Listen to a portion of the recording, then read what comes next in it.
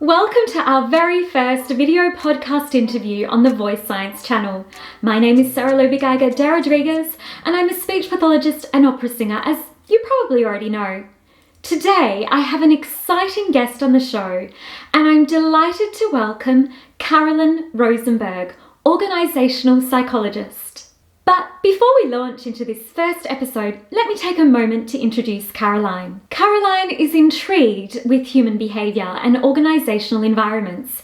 She's worked extensively in project management and research and is also a PhD candidate at Deakin University.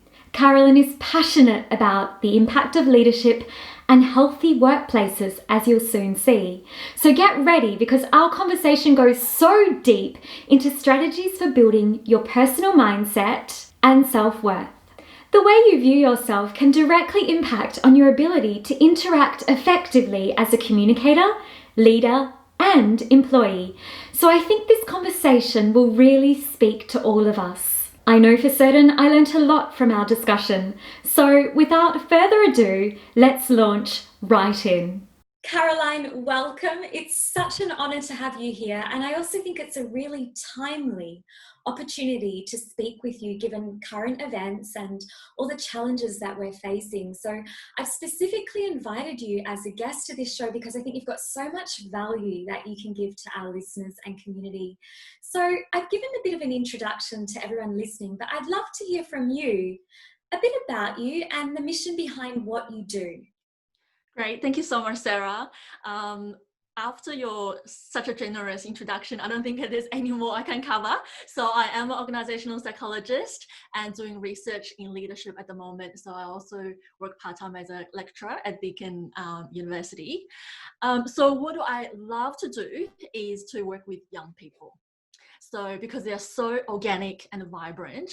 I also have a background in corporate for about 13 years. So it's a stark contrast compared to young people nowadays and how I felt when I left the corporate world. So I don't do too much of that mentoring at the moment or coaching, still a little bit, but because I want to finish my PhD, I think in the long run, the research will help our young leaders in achieving greater things. Fantastic. This is so fascinating, and it's so interesting to see that you've got multiple passions that are probably all, I guess, connecting into the one goal, which is how can we build other people up so that they feel strong. Absolutely. And they can achieve their passions and their interests in life. That really resonates with me. Obviously, something, in the course of your life made you focus on the external, made you focus on other people. What was it that attracted you to psychology? I think I had a bit of a life crisis, identity crisis when I turned 30, that I thought to myself, I'm 30 years old, I'm not sure what I'm doing is what I love to do for the rest of my life, so I better do something about that. So that's how I transitioned into psychology, start learning about human behavior, and also I found out that I'm a bit frustrated with the phenomena in the society is that people are afraid putting their authentic self to others, right? So I want to build a society that's supportive, accepting. So to do that, one person at a time, I think that's the only way. Very interesting. Caroline, I'd love to know what you think, because of your studies and expertise in organisational psychology. I'm guessing that the current situation, obviously, if anyone's listening in, we're right in the pandemic, not to dwell on that too much, but I'm guessing that the current situation, it's really changed the nature and face of interaction and work. And is now a time where people need to sort of look inwards and have goals for their own identity so that they can perform authentically? Are people getting, really shook up at the moment? Absolutely. It is a strange time for everyone. So I think one thing to note is essentially, collectively, we are experiencing loss. We are grieving our loss of freedom, the loss of commuting into work and that social connections we build with our colleagues, and also the fear of losing our job because it's a turbulent times for business and or organizations, right? So I think it is important to recognize that sense of grieving. So I'm not sure if your listeners or yourself know this Kubler Ross grieving stages. No, tell us. Yes. Yeah. So when anyone experiences a sense of loss or grieving something, they go through 5 stages. Right. So it starts with denial. So this is not happening. We're not in lockdown. You know, it's all of a hoax, right? We don't need to social distancing. And then it graduate change into anger. We're angry about what had happened. Is a Chinese virus. You know, we tend to blame someone, point the finger at someone. And then we move into the bargaining phase. Like we typically is like down our knees into prayers or negotiating with people. If I do this, can you take this away from me? And from that, because most likely the loss is irreversible. So we sunk into that sense of depression because nothing helps. But as soon as we accept that, we move into our new reality. So that's our last stage, which is acceptance. And then we can look at what options we have to move forward.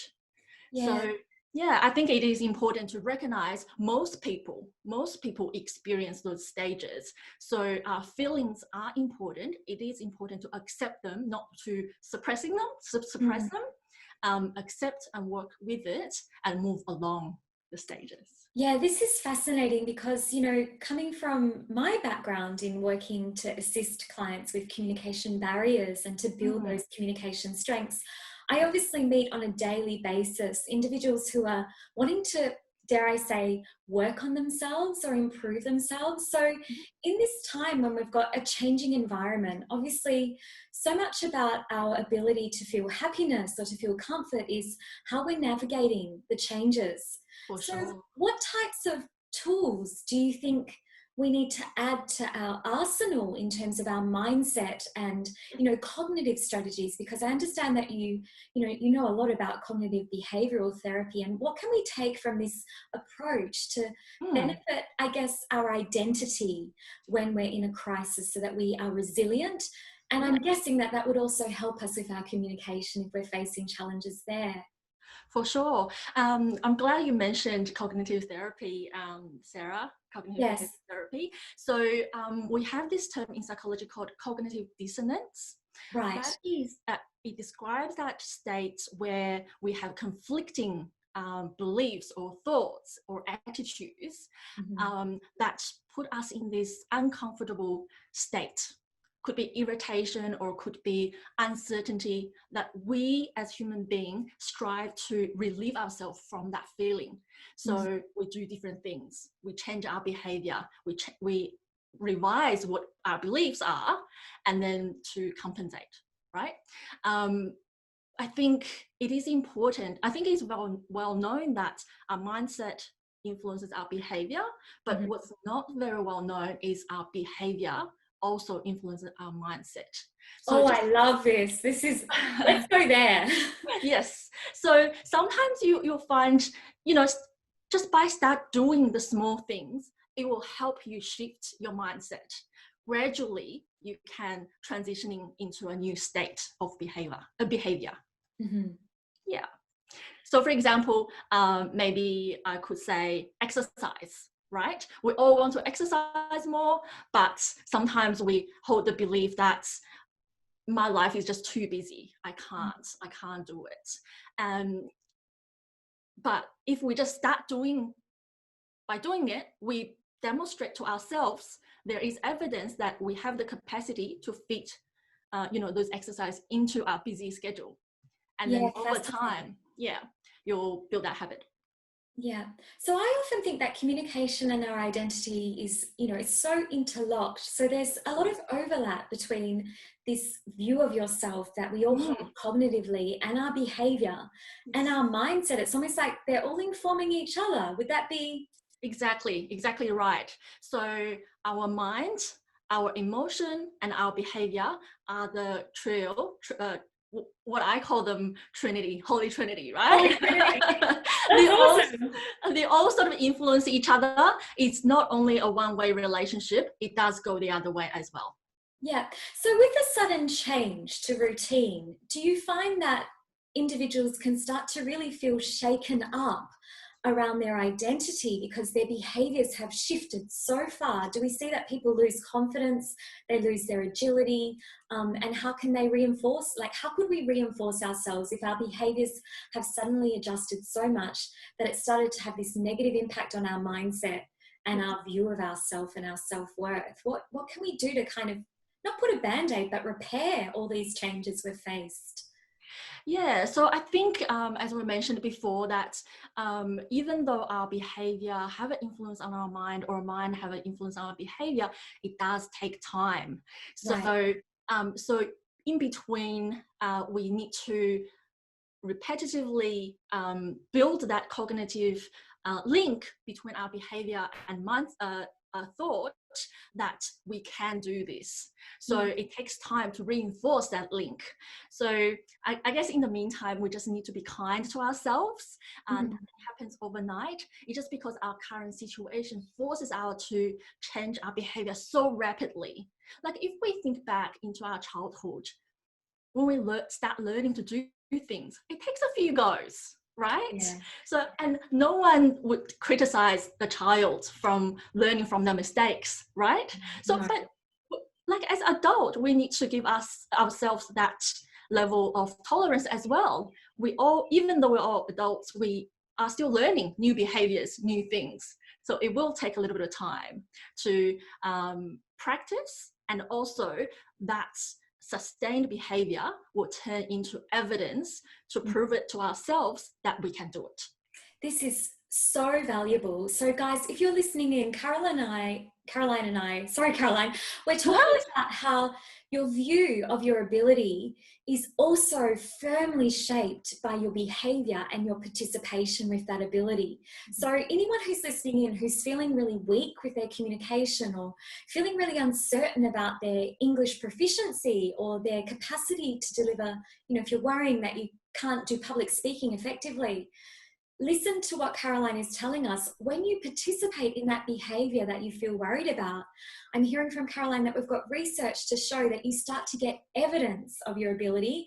And I'm guessing that the more you do it, the stronger your view of yourself gets. Or do people need to stop and recalibrate? Are there moments where we need to go, okay, let's look at this point in time, let's reflect back and contrast what we've achieved by changing or participating in a different way? Like, do we need to be really alert to this, or do we just kind of, do we absorb the change and the change of identity?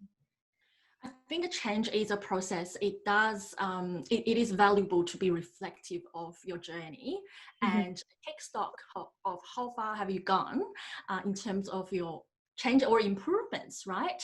Right. And it becomes a motivational booster for yourself to do more, to keep onto the same trajectory. Yeah. Yes, Fantastic. Sure. So we also have a lot of small business owners and entrepreneurs that are, in the voice science community who follow our videos and follow our socials. So I would particularly like to know, do you have any strategies or advice that you would give to business owners at that organizational level in terms of the change in the duties of their staff to, build up their staff's mindset by putting in strategies? Have you got any ideas around this sort of area that probably is so important for work health? Yeah, for sure. Interesting you say that. We do have a lot of hospitals engaging our university to have placement students to go into research and to do placements with them to build employee peer support programs, or change support programs. So I think it is a reflection of organizations realize that it is important to devote resources and time to develop the capability of their employees, especially from mental health perspective. Yeah, fantastic. So guys, if you've got a team, start thinking of the changes that your team has gone through. And I think often entrepreneurs have a really fast-moving mindset. We have to roll with the punches, and change is regular and decision-making is regular. But also it's really important to position yourself as an employee where you have to, the employee has decisions to make, but employees are not always subjected to the massive amount of changes that a business owner might face. For example, not to like put the employee down, but just think of the changes that your team have gone through, and I guess finding strategies and getting input from external providers around how to build mindset could be really valuable at this time, just for team health. And also rapport, I guess, you know, when you take that into account, you're building that relationship with your team member, which is so important, because as we've seen from this moment, you know, it's our relationships, it's those small things that have become the really big things, this interpersonal comfort and relation to other people that we're having to divert through via a digital means. So empathy, rapport, engagement are just so critical at the moment. Thanks, Caroline. This is amazing. I can't wait to hear, you know, a lot more. Are there any takeaways that you think that people could implement to build strategies around a topic that's a really hot topic at the moment? When you were talking about cognitive dissonance, it reminded me a lot of this notion of imposter syndrome. So is cognitive dissonance a symptom of imposter syndrome? How do the two relate? And let's talk on that topic perhaps. No worries. So I think I don't want to minimize the imposter syndrome, because it could be complex. Different people differently, and there are different causes of it. Right. But I think imposter syndrome is the feeling that you are faking it. Someone's going to come and find out that you are not legitimately qualified for your role or positions, right? So I think the reason that some people may do that, I used an analogy before, think back to your childhood, and it sort of relates to that as well. Like growing up, we have so many years of education, keep telling us, assessing us, saying, oh, you're not good enough yet, you're not good enough yet. And at the same time, we build up these images or archetypes or models of entrepreneurs or CEOs or experts, you know, watch chief voice pathologist, right? What they may look like. In our mind, we build up this image of they are super smart, they are commanding of everyone's attention, and you know, they are well respected. And we try to live up to that image in our own mind. But we don't realize is when we were comparing ourselves to these people, we were 6 years old or 12 years old, right? So we tend to hold those images in our mind, but don't realize we have developed into those roles, right? So that's one aspect. And another is that we saw role models in the media or in paper, in public. Those people may be 1% of those professionals in that profession, right? So yeah, we're too hard on ourselves, I think. Yeah. Yes, absolutely. I often say with clients that I'm working with, you know, we've got this access to the best communicators in the world through TED Talks, through our LinkedIn profiles. You know, I can watch Simon Sinek every morning, but I can also watch and belittle myself thinking, wow, how amazing, what a brilliant mind, I wish I could be better. So this is really important to note. Often we're accessing these elite performers in the communication space or in the organizational space or in the tech space. We've got access to absolutely everything.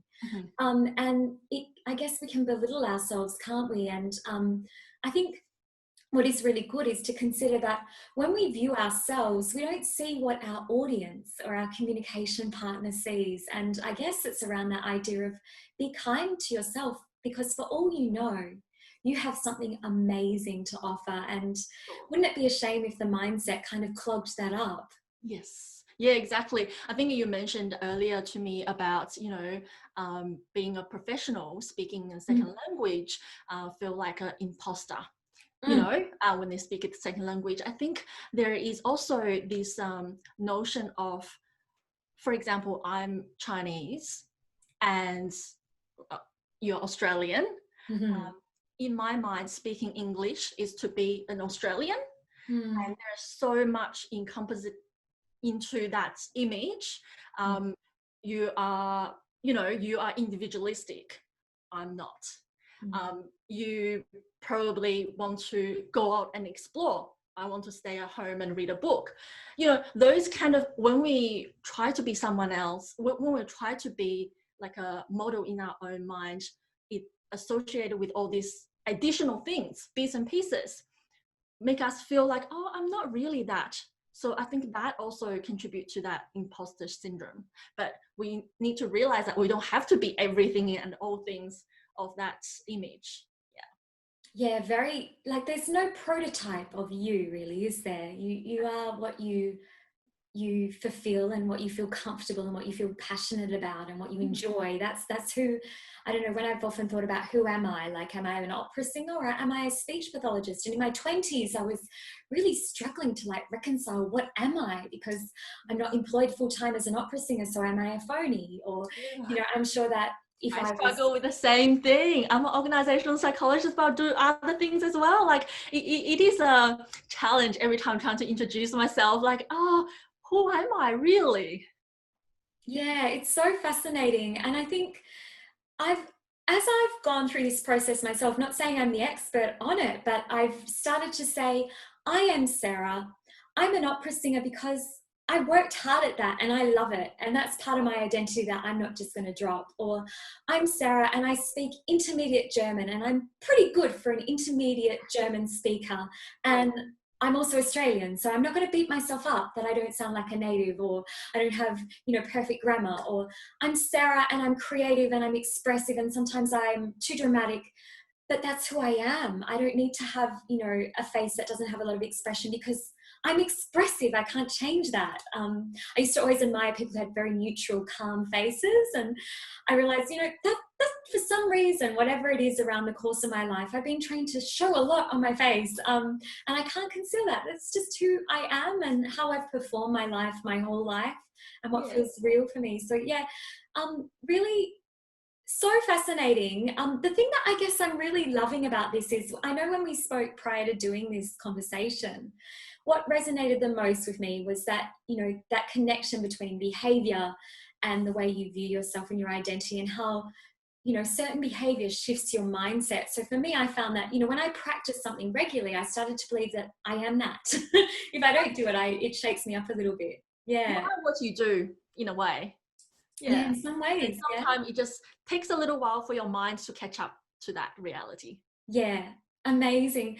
So Caroline, as we sort of bring this amazingly insightful conversation to a close, I've got sort of, one, I guess, core question, and then we'll go into some closing words. No worries, yep. Do you have anything like, something like 3 top tips that you'd give to anyone listening in to achieve, a successful approach with their mindset and their behavior? Yep. So I think we talked about a little bit about mourning the past. Don't try to anticipate the future too much. So related to that, I think one of the tips is to experience your feelings as they are and live in the present moment. So you mentioned Simon Sinek earlier. I'm glad you are a fan. And it's all about control the controllables, right? So the circle of influence, you just got to do what you can and leave the rest.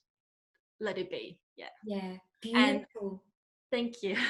So another tips I have is to focus on the small joys and to show positivity to others. And I think that comes back to my earlier comment about, living the society. It is a collective responsibility for us to be positive to others, so we can get that back when we need it. Oh, I love that. I love that. So how could that look at a practical level with our communication? So let's just say we're going into a Zoom call, we're speaking to a colleague, we're speaking to a client. How can we show our responsibility to generate positive discourse? Like, do you have any sort of practical things that I might show with my language or my communication? Yeah, I know currently like a couple of my colleagues are doing homeschooling. So it's just about getting to know them, their challenges, ask about how their days are, and what difficulty have you experienced with your daughter's online learning today? Like, be humanistic and be authentic in your communication to build that relationship. Once you have that relationship, all the following conversation will be much smoother. Yeah, that's great. So I guess it's showing an interest, show you care, use your language to ask questions that matter. Yeah, beautiful. Exactly. I think earlier you mentioned about, the differences between the entrepreneurs and leaders in the organization and also the employees. I think sometimes we as leaders or business owner, we focus on the economic side of things, the commercial side of things, and we need to sort of challenge ourselves to think more broadly. All our employees are human beings. They have daughters, sons, they have responsibilities outside of their workplace. So just be a human. Absolutely. Yeah, I sort of think if you're not a human in your business isn't good for anyone, because all businesses are built to serve humans. Sure. So I guess if you can't serve your team and see that human element, what have you got for your clients or stakeholders? Yeah. It's all part of your brand. Oh, totally. Yeah, I love this. Wow, we are on fire, Caroline. I hope everyone listening is enjoying this, but I am loving this viewpoint. It's actually so aligned with a lot of the theory around empathetic communication. Your behavior is, you've got that accountability and to see things collectively. Yeah. Any other top tips before we wrap it up? And also you mentioned earlier about plans, having goals. I think it is super important in this time to have goals, but what you need to be mindful of is be flexible how you achieve those goals and the time frame you allow yourself to achieve that. Be kind to yourself as well. Yeah, brilliant. I guess that puts us less under the pump, gives us like a scope of our whole lives to achieve our goals. And exactly. How lovely is that? That's beautiful, right? We don't have to arrive at the end point in a hurry. We're just going to enjoy the journey there. And yes, look, some things, they really take a long time. Like I would say, it took me 10 years of daily practice to sound even slightly like an opera singer. Yeah. So, yeah, absolutely. So, Caroline, as we wrap up, how can people find out more about you? And I'd also like to know a little bit about your philanthropic work that you've been involved in as well. Oh, great. So thanks for the opportunity to let me sharing a little bit about that. So I am involved in two not-for-profit organizations. One is the 100% Project, which is an organization that using research to support gender equality in senior leadership. Amazing. And the other one is a relatively new initiative that I started, is called I Pledge 5 Hours. So it is designed to help young people to shift the focus from themselves to their community, to their peers, to help others in these difficult times. Amazing. So what I'm going to do is I'm going to link these projects in the comments below, so make sure you go and check that out. And then also, what's the best way, let's just say someone's been listening in and they're interested in growing their leadership potential, or if you're interested in getting strategies as a female leader, because it sounds like that's an area of interest for you as well, Caroline, or organizational psychology, if you're a business owner and you want some strategies for change management and how to build a better organization in terms of the health of your employees. Caroline obviously has a lot of expertise and ideas in this area, and perhaps it's a great chance for you to have a conversation with her. So how can people find you? I can be found on LinkedIn.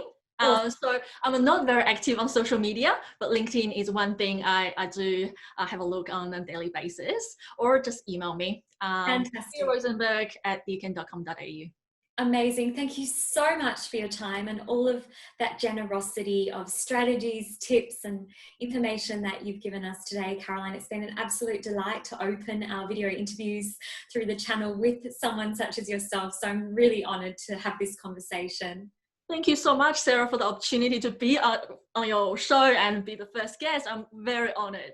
Brilliant. So guys, we also have a blog that Caroline has written over on the Voice Science website all about her personal story around cognitive dissonance. And I strongly encourage you to click across and have a read through that. And please feel free to give any comments and add your story in the comments. We've got a real community at Voice Science, and a shared story and a shared experience is worth its weight in gold. Stay safe, stay happy. Remember, your voice matters so much. So get that freedom to express it. Have a great day and ciao.